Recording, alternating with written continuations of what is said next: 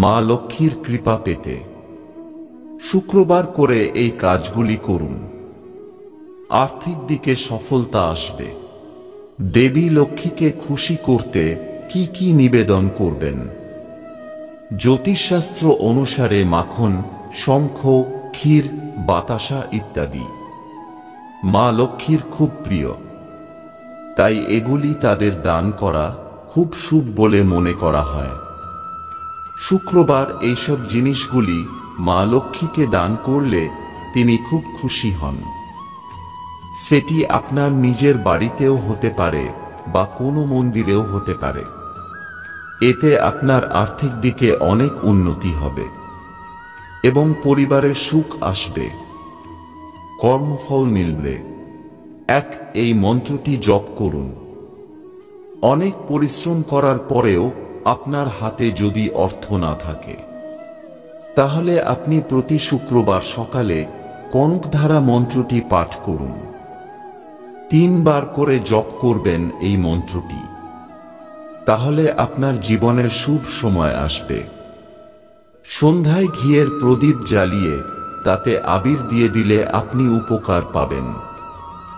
প্রদীপ নিভে যাওয়ার পর সেই প্রদীপ আপনি জলে ভাসিয়ে দিলে অনেক উপকার পাবেন। এতে আপনার জীবনে সফলতা আসবে।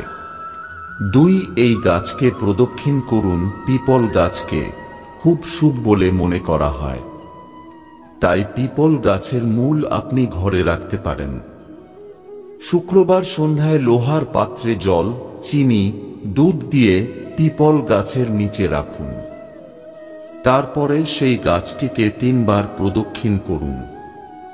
তাহলে আপনার আর্থিক দিকে উন্নতি হবে। জীবনে আপনি সফলতা অর্জন করতে পারবেন এবং অনেকটা এগিয়ে যেতে পারবেন। 3 বাড়িতে গঙ্গাজল ছেটান। দেবী লক্ষ্মী যে বাড়িতে বাস করেন সে বাড়ি পরিষ্কার পরিচ্ছন্ন রাখা উচিত। তাই প্রতিদিন গঙ্গাজল ছেটান। যদি আপনি প্রত্যেক দিন না পারেন তাহলে শুক্রবার পুরো ঘর গঙ্গাজলের ছিটা দেবেন এবং পুজো স্থানে গঙ্গা জল ছিটিয়ে তবেই পুজো করতে বসবেন। তবেই মা লক্ষ্মী আপনার ঘরে ইতিবাচক শক্তি নিয়ে প্রবেশ করবে এবং আপনার আর্থিক দিকে অনেক উন্নতি করবে। 4 তুলসী দেবীর পুজো করুন।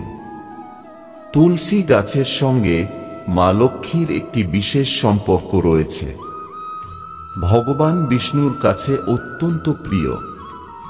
তাই তুলসী দেবী খুশি হলেই মা লক্ষ্মীর বিশেষ আশীর্বাদ পাওয়া যায়। শুক্রবার করে তুলসী পূজা করলে সুখ সমৃদ্ধি ফিরে আসে। শুক্রবার তুলসী দেবীকে জল ও কাঁচা দুধ নিবেদন করুন। তুলসীতে জল, কাঁচা দুধ নিবেদন করলে মা লক্ষ্মীর আশীর্বাদ পাওয়া যায়। সন্ধ্যায় গৃহে প্রদীপ জ্বালান, তাতে মা লক্ষ্মীর বিশেষ কৃপা পাবেন। আপনি জীবনে অনেক উন্নতিও করতে পারবেন।